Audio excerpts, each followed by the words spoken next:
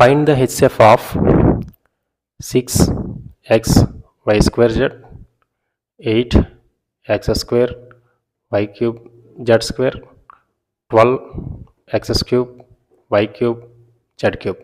HCF అడిగాడు కాబట్టి prime factor చేసిన తర్వాత చేద్దాం. 6ని మనం 2 ఇంటూ 3 అని రాసుకొని ఎక్స్ వై స్క్వేర్ జెడ్, 8ని మనం 2 cube X square Y cube Z square, 12ని మనం 4 3 అంటే 2 square into 3 into X cube Y cube Z cube.